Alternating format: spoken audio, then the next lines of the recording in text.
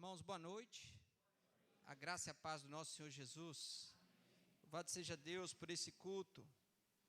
Hoje é dia do Senhor, dia especial da semana, que nós somos convidados pelo próprio Deus a prestar esse culto a Ele. É uma bênção estarmos juntos, reunidos, irmãos, irmãs, crianças, jovens, adolescentes, em torno de Cristo. Cristo. Nosso culto ele deve refletir a beleza do nosso Senhor e Salvador Jesus Cristo. E que Deus nos ajude agora nesse momento em que nós vamos meditar na palavra dele.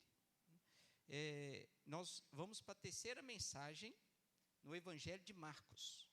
Lembrando os irmãos que nós estamos em uma série de mensagens e a gente está no começo da caminhada. Nós ainda estamos dentro do capítulo 1. Nós não vamos terminar o capítulo 1, e temos muito que aprender por meio do Espírito Santo de Deus sobre o que o evangelista Marcos deixou registrado sobre a vinda de Cristo Jesus. E eu queria já convidar cada um de vocês, se puder, abrir a sua Bíblia no Evangelho de Marcos, capítulo 1, versículos 12 e 13. Hoje nós vamos ler um pequeno texto. Nosso último sermão, não foi no domingo passado porque foi aniversário da igreja, mas no nosso último sermão a gente também viu um pequeno texto, o texto sobre o batismo de Jesus. Hoje nós vamos ler a tentação de Jesus, Marcos capítulo 1, versículos 12 e 13.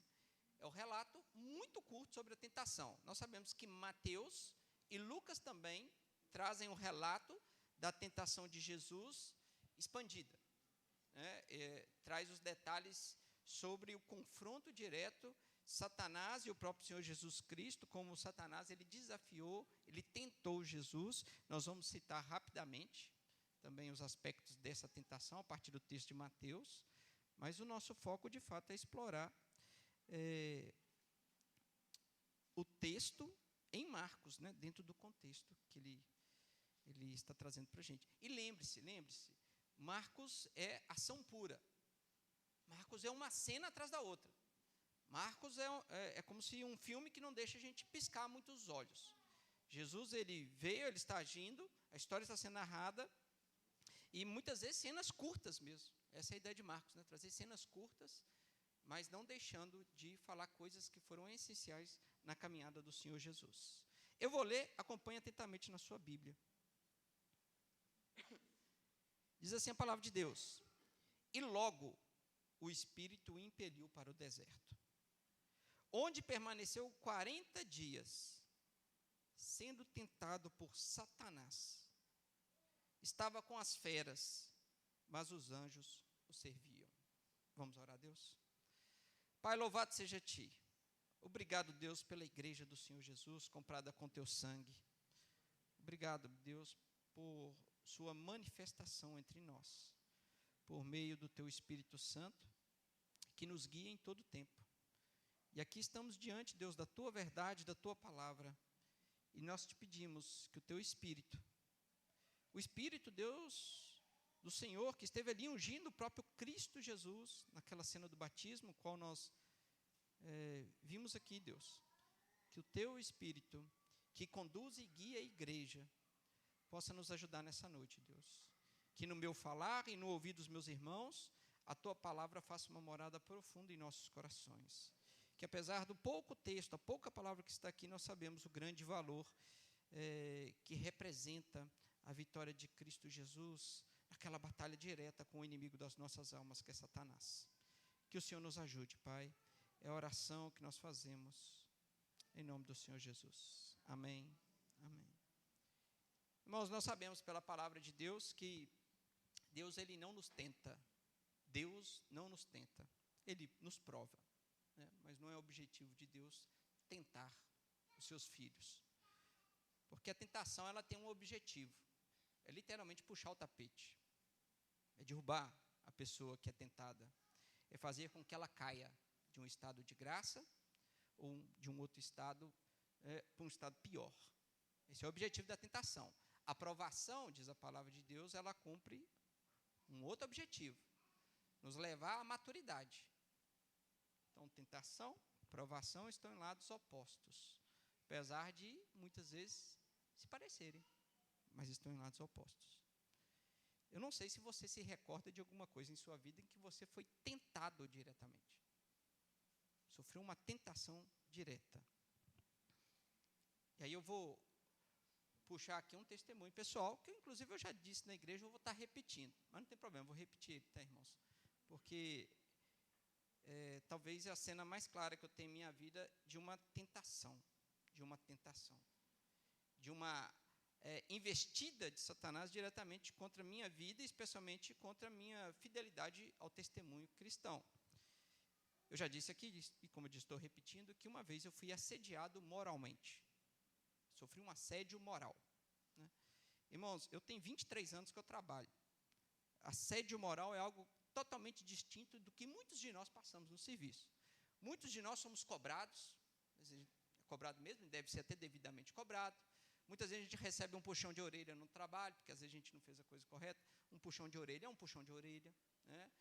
Quantos puxões de orelhas foram exatamente certos, né? Deveria ser dado mesmo, porque a gente não estava fazendo a coisa da maneira adequada.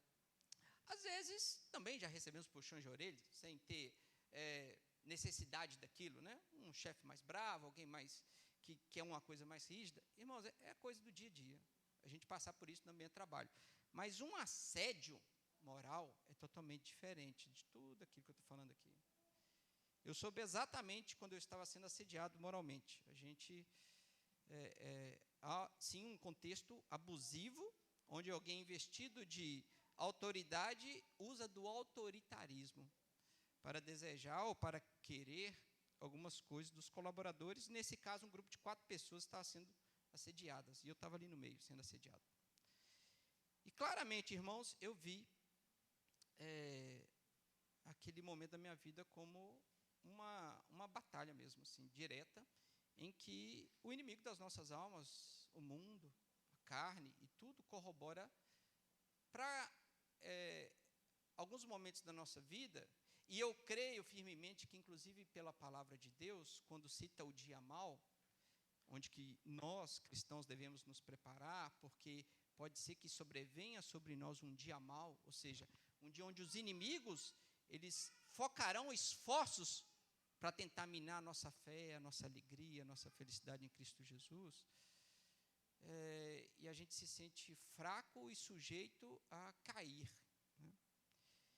E estou falando isso porque numa sequência de fatos que foram acontecendo, eu sabia que aquilo ali não era uma prova que Deus estava me dando. Como eu disse, existem as separações. Aquilo ali claramente era uma tentação. Eu vi o inimigo, os nossos inimigos, como eu disse, que é Satanás, o mundo e a nós mesmos, tentando num determinado dia específico, mas é uma soma de dias, né? Um assédio moral não acontece de um dia para o outro. Pode até acontecer, mas no meu caso foi um período decorrente. Mas houve um dia que a tentação, ela chegou firme, assim. Chegou firme. E, irmãos, nós em nossa limitação e nossas falhas, por mais que possa parecer que a gente às vezes passou pela tentação, a gente ainda, em alguns pontos, a gente está muito sujeito a cair na tentação. Né? E aí eu acho que eu já disse aqui na igreja, eu me lembro claramente como um dia, depois de também ser assediado moralmente, e eu já tinha premeditado um crime, vamos assim dizer, né? Está gravando, né? Daqui a pouco o advogado vai falar, eu estou deixando a prova ali, né? Mas eu não consumei o crime, né? Aí eu já não sei, Cláudio, você me ajuda aí depois, hein, Cláudio? Mas eu já estava... Não, mas não era tão premeditado assim, que eu falo que eu sempre ando com um canivete na mochila. Mas é um canivete que tem tudo, né, irmãos? Tem chave de fenda, tem cortador de unha. Mas naquele dia, com um canivete que é multifuncional, eu achei que poderia cumprir outras coisas, não matar o meu chefe que estava me assediando. Mas, como eu disse aqui já, quem sabe furar os 4 pneus do carro dele, que estava no estacionamento. E eu levei aquilo muito a sério, irmãos. Não era assim um pensamento que eu só passou desapercebido, falei, vou lá ver. Não, eu fui extremamente decidido, vou pegar aquele canivete, vou furar os 4 pneus daquele homem. E se ele aparecer ainda, a gente sai no braço, eu ia apanhar, tá? Porque ele era muito maior e mais forte que eu, não tem problema, né? Mas ia apanhar com honra, Roger, ia apanhar com honra. E eu fui, e só para os irmãos terem ideia, talvez os irmãos estão até assim, será que é o Juliano mesmo que está falando isso, né? Mas era eu mesmo, tá, irmãos? E eu estava ali com um canivete na mão, lá no carro dele, assim, rodando o carro dele, pensando como que eu faria aquilo. E Deus, pela sua graça e sua misericórdia, me tirou dali. Ele fez com que eu entrasse dentro do meu carro e fosse embora para casa, né? Recobrasse o juízo, né? E fosse embora para casa. Os irmãos poderiam pensar assim, mas você não caiu. Irmãos, o simples fato de ter pensado e ido tão perto daquilo, me faz crer que realmente a gente está muito suscetível, né, a gente acabar com o testemunho cristão. Porque o que estava em voga ali era um aspecto da minha vingança contra aquele chefe, e certamente eu ia dar um péssimo testemunho cristão, porque eu seria devidamente mandado embora. Obviamente que, dada a seriedade da empresa, eu acho que também o gestor poderia ser mandado embora, tanto que foi, meses depois, que eu denunciei ele, e depois de um trabalho ele foi mandado embora, porque também assediou outras pessoas, né? Então, haveria algo, mas o meu testemunho já ia por água abaixo. Eu já teria sido demitido, eu seria reconhecido lá na cidade de Lavras, era quando eu estava lá em Lavras ainda, né, como aquele que furou os 4 pneus do gerente, né, e ainda se dizia crente, né? Era assim, irmãos, é isso que ia fazer. A tentação e a execução daquilo que foi tentado ia acabar com o testemunho cristão, que nós devemos sustentar com firme força, não nossa, mas em Deus. Por isso que a gente tem que vigiar. Tem que vigiar, irmãos. Nós somos fracos. Nós somos extremamente fracos. Nós precisamos vigiar o tempo todo. E todos nós passamos por tentação. Esse é um desafio em que os nossos primeiros pais passaram, né? O homem e a mulher ali no Jardim do Éden, eles sofreram a investida também do inimigo das nossas almas, Satanás, e eles foram tentados. E aqui, irmãos, numa posição muito mais privilegiada do que a nossa. Porque, veja só, a gente pode falar, um assédio moral é algo muito profundo, importante. Mas a nossa carne é muito fraca mesmo. Não poderia ter cedido tanto até chegar naquele passo que eu cheguei. Um canivete na mão, rodeando o carro do sujeito. Não poderia. Um crente não poderia fazer isso. Não poderia. Nossos primeiros pais, Adão e Eva, eles perfeitos, que não experimentaram um pecado, eles foram tentados por Satanás e nós sabemos a história. Eles caíram. Os nossos primeiros pais caíram. E por isso, tire de perspectiva da sua mente qualquer possibilidade em achar que você faria melhor. Você não faria. Também já falei isso aqui algumas vezes, e eu sempre repito. Nenhum de nós, no lugar do primeiro homem, da primeira mulher, lá no Éden, faria algo melhor do que eles fizeram. Nós cairíamos também. Tenha essa consciência. Eram homens perfeitos, que viviam numa comunhão plena com Deus, mas mesmo assim caíram. Nós cairíamos também. Não tenha dúvida. E é por isso que o homem, o segundo Adão, no início da sua jornada ministerial, e nós estamos aqui no capítulo 1 de Marcos, ele passa por uma tentação. Uma tentação. E veja só, repare só no versículo 12, quando Marcos é um homem de poucas palavras, né? Poucas palavras. Mas ele traz, por vezes, o necessário nas suas palavras. Versículo 12, que é muito pequenininho, diz assim, e logo, repare que a sequência, e logo o quê? Qual que é a cena anterior? Que você pode observar claramente na sua Bíblia aí? O batismo de Jesus Cristo. Jesus, ele estava no deserto, mais próximo ali, ao Rio Jordão, e ele foi batizado por João Batista. Nós já passamos por esse texto. A Trindade está ali visível, se faz presente, o Pai com a sua voz, falando, tu és o meu filho amado. O Espírito Santo, corpóreo em uma pomba, desce e paira sobre Jesus. O Pai, o Filho e o Espírito Santo presente naquela cena, e aquela comunhão, né, bela sendo desfrutada ali. Mas na sequência disso, e Marcos nos deixa claro, e os outros evangelhos também, que foi logo na sequência, e logo o Espírito o impeliu para o deserto. E aqui, isso aqui já tem que nos chamar uma primeira atenção, irmãos. Veja só, Satanás não foi atrás de Jesus nessa cena. Não é Satanás que dá o primeiro passo. Não é ele que agora, como ele fez lá no Éden, onde ele procura o homem e a mulher para tentá-los. Irmãos, agora não é uma ideia mais de um inimigo que está avançando. Ele já fez isso.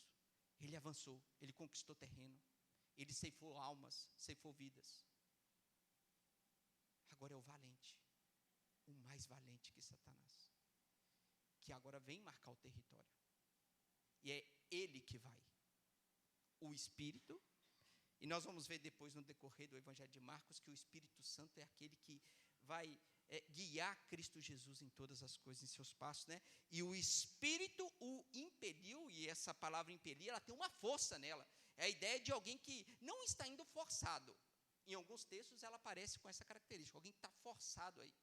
Mas aqui querendo dar ênfase de alguém que está sendo, ele vai com a necessidade de ir.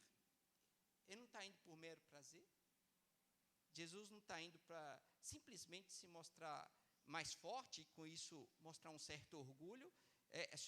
É quando aquele cara que é mais forte, né, bate no menor, ou só dá uma chegada junto, né? É igual no futebol tem disso, né? Futebol você está ali, o Juliano chega franzininho, aí você tem um zagueiro igual o Jandão. O cara não precisa fazer muita coisa, ele só dá uma primeira chegada no sujeito, né? Para falar, meu amigo, aqui eu passo por cima de você se precisar. Não é essa ideia de Jesus, de só querer, de uma espécie de orgulho, falar que era mais forte. Havia uma necessidade. Por isso que ele é impelido. Ele é levado com essa expressão de força, porque é uma necessidade. Mas é o próprio Espírito de Deus que o leva para o deserto. Ora, mas ele não estava no deserto, porque nós sabemos que o batismo dele aconteceu no deserto, ali no Rio Jordão. Mas se a gente lembrar da cena lá do batismo de Cristo Jesus, outras pessoas estavam em volta, porque multidões da Judéia e de outras regiões iam para encontrar João Batista para serem batizados. Outras pessoas estavam ali naquela cena. A ideia aqui é que Jesus agora ele é levado e impelido para o deserto, um lugar ermo, solitário. Não tem pessoas, não tem holofotes, não tem marketing em cima do que está acontecendo. Jesus, ele vai para um lugar extremamente deserto. A gente sabe que na palavra de Deus, e até as próprias ações de Jesus, nós veremos isso mais à frente, o levará para o deserto, para uma comunhão com Deus. Era comum, Carlos, na condução de Jesus em seu ministério, e nós precisamos aprender isso com ele, né? Muitas vezes se retirar para um lugar ermo, e naquele contexto o deserto era um bom lugar para que ele orasse a Deus, tivesse um momento de comunhão. Mas não é o que acontece aqui. Nós temos um momento em que Cristo vai para o deserto, para uma batalha, onde que ele estará sem as pessoas próximas a ela. Ele não vai ter um momento, como ele teve, exclusivo de comunhão com o Pai. Mas ele vai encontrar naquele lugar ermo o inimigo das nossas almas, Satanás. Eu queria, nessa primeira parte, que eu aqui disse, que a gente pense também um pouco na vida cristã, num aspecto em que foi dito aqui, na sequência desses textos. O batismo, irmãos, é uma cena muito bela, rica. Jesus, diante do primo dele, João Batista, sendo batizado, uma voz do alto falando, tu és o meu filho amado em que me comprazo. Veja que cena bela foi construída no batismo. E a gente poderia falar assim, Jesus poderia ter ficado só aqui, né? Só nessa comunhão gostosa, né? Nessa cena que é envolvente do ponto de vista espiritual, e é mesmo, né? Poderia ter ficado só ali. Por vezes até acontece com a gente, né? Quando a gente está num culto e estamos celebrando a Deus, orando, cantando, ouvindo a voz de Deus, e como é gostoso, né? A gente está isso aqui. Mas, e logo, chegará segunda-feira para cada um, irmãos. Nós estaremos diante de desafios, de batalhas. A vida cristã, ela traz esses momentos de grande alegria, de grande celebração, de grande comunhão e também de grandes desafios.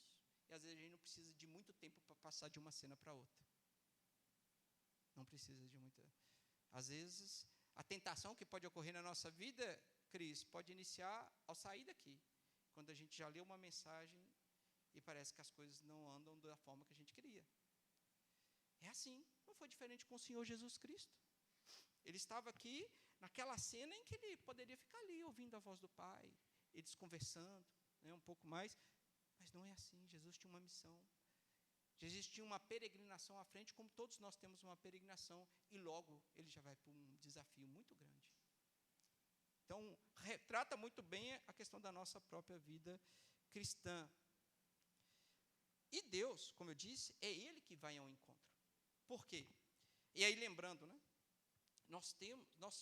Quando nós lembramos da cena do Éden, e a gente tem o primeiro Adão sendo expulso do Éden, agora, e perdendo todas as coisas, agora o segundo Adão, que vem por nós, para viver uma vida por nós, ele vai, decidido, impelido pelo Espírito Santo, a buscar ou estabelecer a vontade do Pai, que é a salvação de um povo. Ele vai. O sentido é contrário. É Ele que vai enfrentar. Como eu disse, é Ele que vai marcar o território. E aí diz o versículo 13. Onde permaneceu 40 dias. 40 dias. 40 dias pode parecer pouco, irmãos. Pode parecer pouco. Mas não quando é 40 dias sem comer e sem beber. Hein? O Daniel, de dia, não suporta 3 horas. O bebê não suporta 3 horas de dia. Né? Não, os meninos lá em casa, às vezes, se ficar 4, 5 horas sem comer, sabe que estão com fome. A gente sabe que isso não é bem uma fome, né? Estão com a vontade de comer. Agora, se a gente ficar 10, 12, 14, 16 horas, talvez aí gere realmente fome. Agora, imagine um dia sem comer. 2 dias sem comer. Estou precisando ler aquele livro sobre jejum ainda, tá, Nanato? Não li não, vou te devolver ele. O Nanato me emprestou um livro sobre jejum. Mas imagine uma sequência de dias, e aqui nós estamos falando de 40 dias. E que na perspectiva bíblica, 40 dias nos lembra a outras cenas, ou deveria nos lembrar de outras cenas. Como Moisés, em Êxodo 34, quando ele passa 40 dias e 40 noites em jejum, quando ele está escrevendo as tábuas da lei. É o jejum que ele tem no Sinai. Também nos lembra do grande profeta Elias, que, fugindo de Jezabel, ele recebe do próprio Deus uma alimentação reforçada para que ele caminhe em 40 dias e 40 noites. Também fugindo ali de Jezabel até a caminhada ao Monte Horebe. Então, esse detalhe aqui está, de fato, nos querendo amarrar o ministério de Cristo Jesus àquilo que foi predito ou representado por pessoas que tipificavam o Senhor Jesus. Assim como Moisés, 40 dias em jejum. Elias, 40 dias também. O 40 dias também na Bíblia sempre é um número desafiador, sempre um número de provação também. Lembre que o povo de Israel peregrinou no deserto por 40 anos. Então, claramente uma ligação entre a história do antigo povo da aliança com aquele que é, não a sombra, mas para quem tudo no Antigo Testamento apontava, o Senhor Jesus Cristo. Tudo apontava para Cristo Jesus. E agora está aqui o nosso Senhor diante, no deserto, assim como Moisés estava lá no deserto, no Monte Horebe, assim como Elias nessa caminhada, assim como Israel peregrinou 40 anos no deserto, está o nosso Senhor Jesus Cristo, 40 dias e 40 noites, diz aqui, sendo tentado por Satanás, ele que não comeu e não bebeu. E nós poderíamos falar assim, Juliano, mas convenhamos, né? É o Senhor Jesus, é Deus, é o Deus que está sendo suprido por si mesmo, né? É o Deus que ele é autossustentado, né? Na sua autonomia. A gente viu que isso na quinta-feira temos estudado um pouco disso, né? Deus é autônomo, né? Ele se autossustenta. Nós poderíamos usar esse argumento para falar assim: esse não foi um desafio que Cristo Jesus passou e que eu e você passaria. Para nós é muito pior. É muito pior no sentido que nós somos mais fracos, mesmo. Mas não é algo simples para o Senhor Jesus, o Deus conosco, Deus encarnado. Nós nunca podemos perder de vista a encarnação de Cristo Jesus. Estamos diante daquele que é 100% Deus e 100% homem, e que passou fome, e que teve sede, e que sentiu dores, e que sentiu frio, e que sentiu calor, e que sentiu tudo que eu e você sente. Não foram 40 dias fáceis, foram 40 dias muito difíceis para o Senhor Jesus Cristo. Nós estamos falando de uma missão tranquila, é uma missão difícil, a qual o Senhor Jesus passou, e veja só, aqui diz que ele foi tentado por Satanás. O Deus de Moisés, o Deus de Elias, ele não faz Jesus ficar a uma certa distância que muitas vezes ele nos coloca dos nossos inimigos. O nosso Deus que nos ama e cuida de nós, ele sempre nos mantém numa certa distância do nosso inimigo, ao ponto dele mesmo nos proteger em várias situações. Mas com o Filho dele, ele não faz isso. Jesus, ele vai para o centro da batalha. Ele vai num confronto direto com Satanás. E aqui, irmãos, aparece uma palavra. Jesus, ele é tentado por o nome de um dos nossos inimigos, que é Satanás. Irmãos, a gente não pode perder a perspectiva que Satanás existe. Eu acho que talvez isso seja claro para todo mundo. Mas talvez isso não seja real para todo mundo. Às vezes, nós esquecemos que Satanás existe. Ele é o inimigo das nossas almas. Ele tem um interesse nas nossas vidas. Ele tem interesse em destruir qualquer tipo de testemunho fiel a Deus. Ao ponto que ele também tem interesse em escravizar aqueles que são escravos do pecado. Nós estamos falando de alguém que parece de vez em quando na história ou nos filmes. Nós estamos falando de um ser real. E que ele é inimigo direto do povo de Deus. E que ele é inimigo direto do próprio Senhor Jesus Cristo. Satanás, irmãos, não é algo que a gente possa brincar.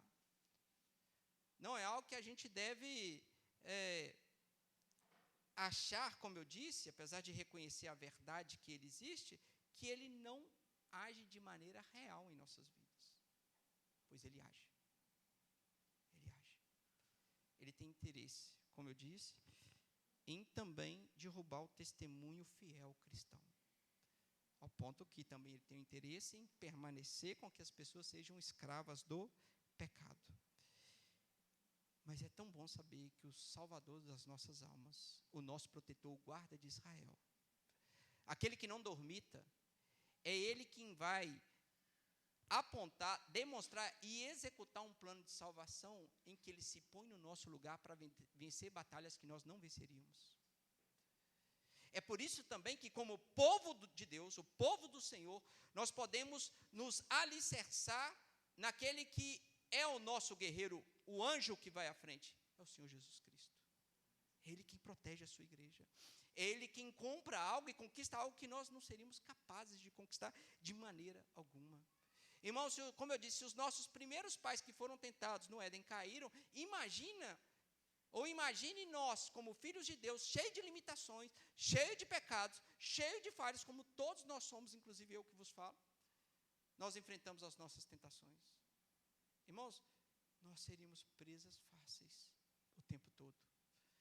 Mas louvado seja o Senhor e o Espírito de Deus que habita em nós, que nos ajuda a vencer as nossas batalhas. Mas Cristo Jesus agora ele se vê numa cena onde ele está diretamente sendo tentado por Satanás. Como eu disse, vamos lá em Mateus 4, eu não vou me deter nos detalhes desse texto, porque a nossa ideia é a exposição do Evangelho de Marcos. Mas em Mateus capítulo 4, versículo 1 a 11, nós temos aqui o outro relato da tentação de Jesus Cristo.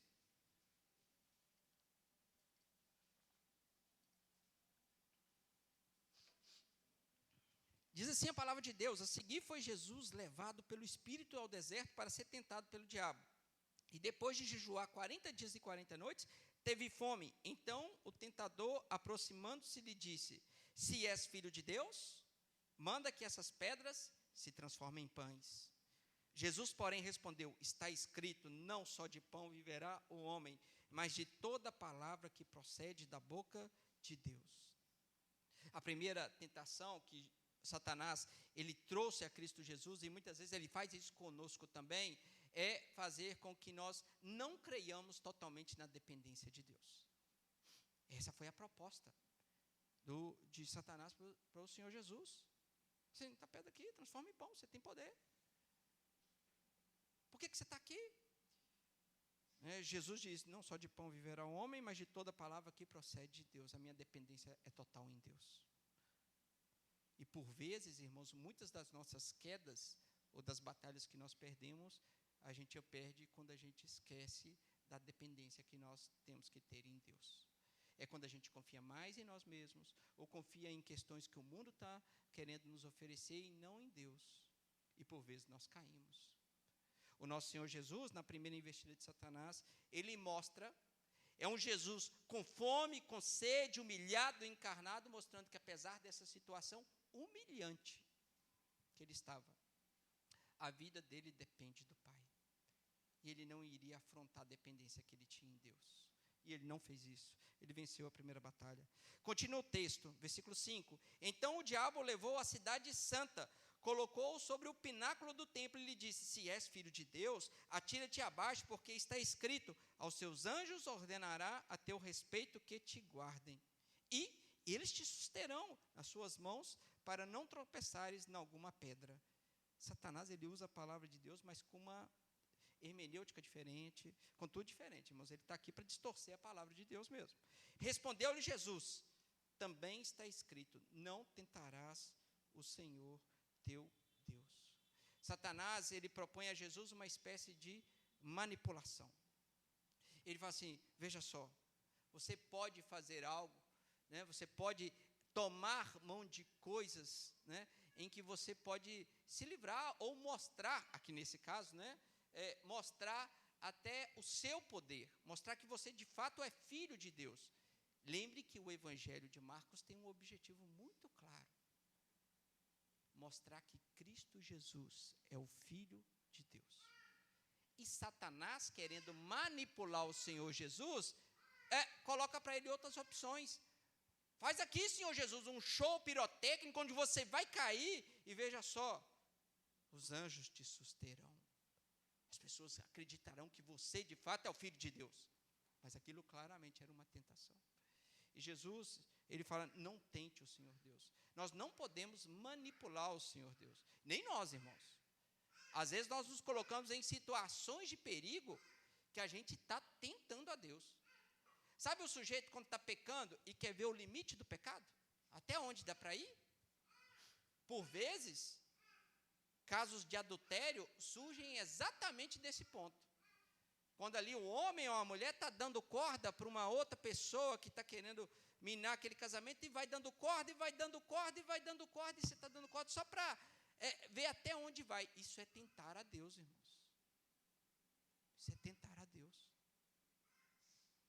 O Senhor Jesus, ele imediatamente, ele vê essa proposta, essa tentação de Satanás, e ele responde com a própria palavra: não tentarás o Senhor teu Deus. E por fim, versículo 8, levou ainda o diabo a um monte muito alto, mostrou-lhe todos os reinos do mundo e a glória deles, e lhe disse: tudo isto te darei, se prostrado me adorares. Então Jesus lhe ordenou: retira-te, Satanás, porque está escrito: ao Senhor teu Deus adorarás, e só a Ele darás culto.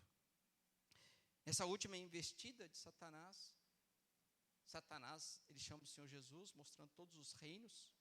Aqui a gente não sabe exatamente como foi isso, né? mas uma visão pode ter sido feita, onde que Satanás está mostrando todo o reino e toda a sua glória. E o que Satanás oferece, basicamente tem um caminho mais fácil que a cruz. Menos dolorido que a cruz. É só você me prostrar e me adorar. Porque o Deus que você está vindo em missão obedecendo, Ele vai te levar para uma cruz, tem um caminho mais fácil. Quantas vezes Satanás a nós oferece facilitações, pede de nós concessões para que a gente conquiste coisas mais fáceis. E por vezes nós caímos nessas tentações. O Senhor Jesus, o Salvador das nossas almas, o nosso representante fiel, e louvado seja Deus por isso, também abandona essa perspectiva. Não, eu não vou seguir esse caminho. Somente a Deus, teu Deus adorarás, e só a Ele darás culto. Irmãos, essa é a batalha que o Senhor Jesus ele enfrenta diante de Satanás. Nesse confronto promovido pelo próprio Deus. Não é um teatro, não é uma cena, não é algo que poderia parecer fácil para o Senhor Jesus, porque não foi. Mas claramente é uma batalha que Cristo Jesus está indo e vencendo por nós. Claramente o Senhor Jesus é aquele que vai em confronto com o inimigo das nossas almas e está marcando o território. E agora aquele que é o mais valente, está entrando na casa do valente. E está deixando a sua digital de uma forma muito clara. Irmãos, a gente não pode perder a perspectiva em que o reino de Deus, ele vai ser estabelecido por meio da batalha. É assim que o reino de Deus ele vai avançar. É quebrando barreiras. A ideia da tentação de Cristo Jesus, e essa cena aparecendo logo no começo, mostra que o ministério de Cristo Jesus, de fato, não seria fácil. Mas mostra que o ministério de Cristo Jesus passa, sim, por uma barreira. Porque o reino deste mundo, e os reinos deste mundo, irmãos, estão ocupando vários lugares. Não tem como o reino de Deus chegar e compartilhar o mesmo espaço. O reino de Deus, quando ele chegar, ele trará confronto. Um reino será empurrado para um lado e o outro reino chegará e marcará o local. E assim foi com o nosso próprio Senhor Jesus Cristo, quando, aqui lembrando, ele vai em encontro de Satanás para mostrar que agora, o prometido chegou, o valente chegou. Aquele que pode verdadeiramente vencer o nosso pior inimigo e vencer o nosso maior inimigo. Obviamente que aqui não é uma vitória definitiva. Não é uma vitória definitiva. Lembre que Jesus está no deserto. Está no deserto. E é interessante nós olharmos para o deserto dentro da estrutura, dentro da teologia bíblica como um todo, e o deserto, por vezes, representa o lugar dos primeiros passos, Joe. Foi ali que o povo de Israel, na sua peregrinação, peregrinou por 40 anos. Não era a terra prometida, mas era o caminho para a terra prometida. O deserto é o início de uma jornada, que por vezes aponta para uma vitória. E aqui, nesse relato da tentação de Cristo Jesus, que está no deserto, iniciando uma jornada, ele já mostra que ele é vencedor. Ele já mostra que Satanás não terá chance, não terá vez, ou não terá a oportunidade agora de vencer um outro Adão. Lembremos que esse Satanás, ele já tinha conquistado uma vitória sobre um Adão. Mas não sobre o segundo Adão, o Filho de Deus. Aquele que veio agora validar uma vitória, e a sua validação será na cruz de Cristo, mas conquistar essa vitória por nós. Quebrar o reino e o império das trevas, onde que Satanás, por séculos e séculos, o fez. O mais valente chegou e vai acorrentar esse valente. Porque ele é poderoso. Porque ele tem todas as armas necessárias para enfrentar esse inimigo. Porque ele também reconhece que ele é o representante daqueles que não poderiam vencer essa batalha. É o nosso Senhor Jesus Cristo. E é assim que nós devemos enxergar essa cena gloriosa desafiadora para o Senhor Jesus Cristo, mas que aponta para a sua vitória. É um Jesus enfraquecido, irmãos, pela fome, é um Jesus enfraquecido pela sede, é um Jesus enfraquecido pelos intempéries. Ele está num deserto, muito quente de dia, muito frio à noite. Ele está sendo levado ao limite por uma batalha que era minha e sua. E ele vence essa batalha. E louvado seja Deus por isso. Ele começa a mostrar que a salvação e todos os detalhes para que essa salvação aconteça será de forma completa. O Satanás, que está diante do Jesus no seu estado de humilhação, ele será completamente humilhado.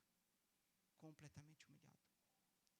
O príncipe desse mundo, irmãos, sabe o que ele pode fazer hoje contra o reino de Deus? Nada. Nada. E ele sabe disso. Ele sabe completamente disso. O mais valente, que é o Senhor Jesus, amarrou esse valente. Mas pense em Satanás como um cachorro bravo acorrentado. Um cachorro bravo acorrentado pode morder, irmãos? Pode. Ele pode morder. Só que o raio de ataque dele é limitado. Ele vai até onde corrente permite. Ele não está livre para fazer tudo o que ele deseja fazer, ou morder quantas pessoas ele conseguiu, o estrago que ele conseguiu. Agora ele está preso. Pense em Satanás exatamente dessa forma. O mais valente amarrou o valente. Ele ainda está balançando ali, ele está se estribuchando, ele está tentando fazer alguma coisa, mas ele está sendo segurado pelo mais valente. Ele não tem poder mais de ação sobre a igreja de Cristo Jesus. E quando nós vemos aquele versículo que diz que as portas do inferno não prevalecerão contra a igreja. E muitas vezes a gente inverte aquilo achando que assim, as portas do inferno não podem invadir. Não, irmãos.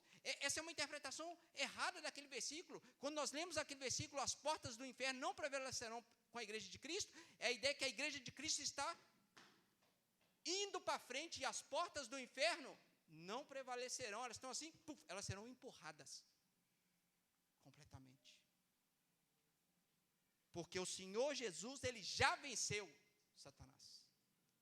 O nosso inimigo é um inimigo derrotado, irmãos. Não por nós, mas pelo Senhor Jesus Cristo, o Senhor da igreja. É por isso que nós podemos avançar e devemos avançar. Porque o mais valente já veio, irmãos. Nós não devemos temer. Nós temos que encarar a realidade cristã como uma batalha que existe, uma peregrinação difícil que existe, mas que já foi vencida pelo Senhor Jesus. Aqui é apenas a primeira das batalhas vencidas, onde um Cristo humilhado vence. E será tão absurdo quando nós chegarmos, o meu desejo era avançar lá para o final, e a gente ir para a crucificação de Cristo Jesus e a sua ressurreição, e ver um Cristo agora completamente humilhado, escarnecido, decretando uma vitória final e definitiva. Acabou, está consumado. Aqui é o início. Mas Roger, haverá um dia e nós vamos chegar nesse texto e vai falar assim: está consumado. Acabou. Está consumado. Aqui ainda termina, e eu não poderia terminar o sermão sem ainda citar o final do texto, que é interessante. Estava com as feras, mas os anjos o serviam. Irmãos, e tem um desafio no entendimento do que é esse estava com as feras, né? Alguns acham que isso torna mais desafiador o contexto em que Jesus estava, né? Ele estava com as feras, ele está sendo tentado, e é como se os animais, as feras ali, também o estivessem tentando, né? Afrontando ele com medo. É uma possibilidade, mas eu acredito que aqui a ideia de que Jesus, ele está apontando como o segundo Adão, a renovação de coisas que só podem ser realizadas por meio do Evangelho e que será consumada de uma maneira final. Lembre-se que lá no Éden, né, o homem e a mulher conviviam normalmente com todos os animais. Nenhum animal afrontava, pelo contrário, os nossos primeiros pais tinham autoridade dada por Deus com todos os animais. Cristo Jesus, que está no deserto, estava com as feras. Eu acho essa uma interpretação mais adequada. ele estava demonstrando que o que ele veio fazer é reabilitar o mundo com o Criador e com o estado em que Deus deseja para esse mundo. Ele está ali convivendo com as feras, e os animais não podem fazer nada com ele, a não ser viver em harmonia com o Criador de todas as coisas. E haverá um dia, e a profecia de Isaías nos leva a isso, né? Onde que as próprias feras que estão diante de nós também vão ter uma convivência harmoniosa conosco. Isso é algo futuro, né? Vai ser vivenciado naquilo que Deus ainda está preparando para nós. E eu entendo que é isso, porque essa cena aqui da tentação de Cristo no deserto está apontando para não uma reconquista somente, mas tudo aquilo que Deus vai fazer por meio da sua salvação, reestabelecendo a ordem perfeita de todas as coisas. A ordem perfeita de todas as coisas. E por fim, aquele que passou por todos esses desafios, aquele que teve fome, teve sede, teve calor, teve frio, aquele que fez isso tudo por nós, o Filho de Deus, aquele que na primeira tentação de Satanás, ele disse não a Satanás, porque ele sabe que ele tem que depender unicamente de Deus. Diz Marcos que no final da tentação os anjos o serviam. Jesus sabe a quem ele está amando. Jesus sabe quem o deu a missão. Jesus, muito melhor do que nós precisamos aprender isso com o Senhor Jesus. Ele sabe o que é depender de Deus. Deus nunca abandona os seus. Nunca abandona. E nunca abandonará. Depois daquela batalha vitoriosa, o Senhor Jesus, que está humilhado, irmãos, ele está encarnado, ele está sofrendo as angústias que o meu corpo e o seu corpo sofre no constante, a biologia. Ele sabe que Deus está cuidando dele. E assim como Elias também experimentou a provisão de Deus, né, com alimento, e tantos outros homens de Deus, não seria diferente com o Filho de Deus, Senhor Jesus Cristo, o unigênito do Pai. Os anjos o servem. E os anjos vieram e serviram o Senhor Jesus Cristo. Alimentaram o Senhor. E depois, né, nós vamos entrar em outras cenas. Agora o Senhor Jesus Cristo, e até agora isso não ocorreu diretamente, ele vai encontrar diretamente aqueles a quem ele veio salvar. Ele vai encontrar o povo. Ele vai encontrar pecadores. Ele ainda vai ter desafios. Ele ainda vai ser tentado por outras formas. Ele ainda vai ser escarnecido por outras formas. Mas Jesus, ele agora vai encontrar pessoas que representam a mim, que representam a cada um de vocês, que representam aqueles necessitados que precisam de um Salvador. Até aqui, nós fechamos uma primeira parte do Evangelho. O que nós vimos é a autenticação de Cristo Jesus, por meio da própria palavra de Deus, por meio pelo próprio Deus que autenticou Cristo Jesus, e por meio daquele que veio a ser o segundo Adão, o nosso representante. Ele está autenticado. Ele vai iniciar o seu ministério salvífico. As marcas estão aqui registradas. Ele é o Filho de Deus. Só ele pode cumprir o que ele veio cumprir. E louvado seja Deus por isso. Termino aqui esse sermão nos lembrando de algumas questões para a nossa vida prática, irmãos. A primeira coisa, Satanás é uma realidade. Não é por causa desse discurso da vitória, que é verdadeiro, que eu disse aqui, que agora você pode abaixar a guarda. Jesus venceu, então deixa eu viver minha vida de qualquer maneira. Fica com a guarda baixa um pouquinho, né, Joe? No jiu-jitsu lá, fica com a guarda baixa só esse pouquinho. O sujeito pega você pelo pescoço. Assim é o inimigo das nossas almas, irmãos. Lembra que o cachorro está preso. Quem já quase levou mordida de cachorro acorrentado? Eu estou levantando porque eu já quase levei mesmo. Dá bobeira para você ver. Ele morde. 8 vezes. Vigia, Célia. Vigia. Irmãos, não dá para ficar com a guarda baixa. O inimigo das nossas almas, ele deseja ferir o testemunho cristão. Por mais que ele entenda que ele está derrotado, ele não se sente derrotado. Ele é um sujeito teimoso, que mesmo derrotado, conta como algo vitorioso. É tipo os cruzeirenses no dia de hoje. Está derrotado e ainda canta vitória. Satanás está nessa aí. Está derrotado, mas ele está querendo ainda ter lapsos de vitória. Está querendo ter lapsos de vitória. Está querendo ter isso. Por isso, vigie, vigie. Satanás quer te tentar. Ele quer me tentar, ele quer tentar todos nós. Ele quer ter algum tipo de vitória sobre nós. E vira e mexe, ele ganha algumas batalhas. Não faça isso. Segundo, se alicerce na dependência do Senhor Jesus Cristo e de Deus, assim como o nosso próprio Senhor Jesus, o Deus encarnado, dependeu de Deus. Qual é a dúvida, irmãos? Que todos nós precisamos depender totalmente de Deus. Mas é uma dependência real, viva em nossos dias. Nós precisamos entender que nós dependemos exclusivamente de Deus para tudo em nossa vida. Para todos os tipos de batalha, seja no tempo de bonança, ou seja no tempo de falta, irmãos, nós precisamos de Deus. A nossa vida deve ser uma completa dependência de Deus. A gente não pode perder de nenhuma forma essa perspectiva. E por fim, mesmo sabendo que Satanás é um inimigo real e quer nos morder, irmãos, nós temos uma vitória assegurada, não por nós, ou pelo que nós somos, mas por Cristo Jesus. E a gente deve se alegrar muito por isso. Nós vamos ver no decorrer, e os evangelhos mostram claramente isso, como que Cristo Jesus passou o que passou, para resgatar pecadores da sua própria imundícia. Só que Cristo Jesus, ele não fez algo em só tirar a nossa imundícia, dar um banhozinho e está tudo bem. Não, irmãos, Cristo Jesus, ele fez muito mais. Ele nos deu um banho, ele colocou roupas novas em nós, ele colocou anéis em nós, ele coloca algo que nós não merecemos numa posição. Por que Deus está fazendo isso por mim? A sensação que nós temos que ter, porque Cristo Jesus fez isso por mim. Ele conquistou uma vitória e ele nos dá essa vitória. Nós somos vitoriosos em Cristo Jesus. Um dia, pela graça de Deus, eu pregarei Apocalipse, aqui nessa igreja, se Deus assim permitir, e Apocalipse é um livro de vitória. O Cristo vitorioso é claramente visto em Apocalipse. Nós somos o povo que estamos atrás desse Cristo vitorioso.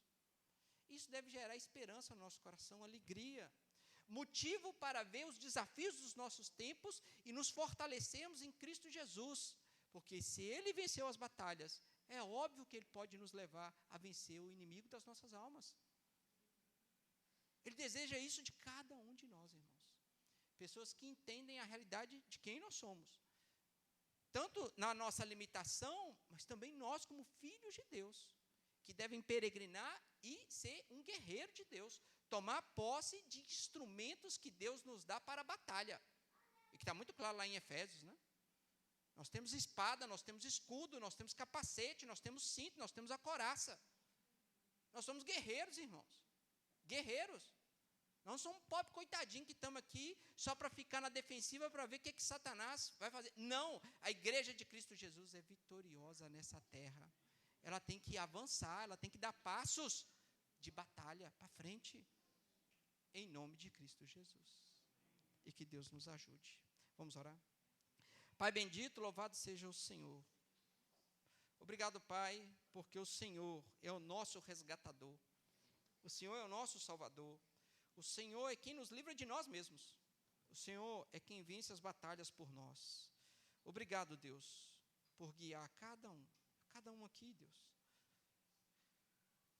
a encher o nosso coração e a nossa alma da certeza de que o Senhor, que nos livrou do pecado, que nos adotou como filhos do Senhor, nos garante uma vitória, não conquistada por nós, mas conquistada por Ti mesmo. Uma vitória que está cravada na cruz de Cristo Jesus. Obrigado, Deus, por vencer essas batalhas por nós. Nós não conseguiríamos, Pai, vencer essa batalha com Satanás. O Senhor se fez servo e humilde por nós e venceu essa batalha. Obrigado por isso, Deus. Nós reconheceremos outras batalhas que o Senhor venceu por nós e nós sempre louvaremos ao Senhor. Continue colocando nos nossos lábios motivos reais para louvar a Ti e louvar o Senhor por tudo aquilo que o Senhor faz por nós. Que o Senhor crie essa convicção no nosso coração. Que o Senhor nos ajude também a enfrentar de maneira séria os inimigos que estão postos diante de nós, estão postos diante da igreja. Que a nossa guarda nunca esteja baixa, mas que nós, Deus, saibamos o nosso papel missional aqui nessa terra, e que nós possamos ser agentes do reino do Senhor, que avancem contra as portas do inferno, Deus. Nos ajude, Deus. Assim como o Senhor fez, enfrentando o inimigo, nos dê, Pai, por meio do Teu Espírito, a coragem e a intrepidez de enfrentar esse inimigo, Deus. E avançar em espaços onde que ele domina vidas, escraviza vidas, Deus. Não permite que o Evangelho do Senhor chegue, que a igreja de Cristo Jesus, e que nós, como parte desta igreja, a Igreja Presbiteriana de Sabará, seja uma igreja corajosa, como corajoso é o nosso Salvador. Nos ajude, Pai, nisso. Essa é a oração que eu faço por mim, pelos meus irmãos, pelas minhas irmãs, em nome de Cristo Jesus. Receba a bênção, irmãos. Que a graça do Senhor Jesus Cristo, o nosso Senhor e Salvador, que o amor de Deus Pai, a comunhão e a consolação do Espírito Santo de Deus repouse sobre cada um de nós, sobre este povo que aqui se reúne como parte da igreja de Cristo, até que Ele volte. Amém, amém.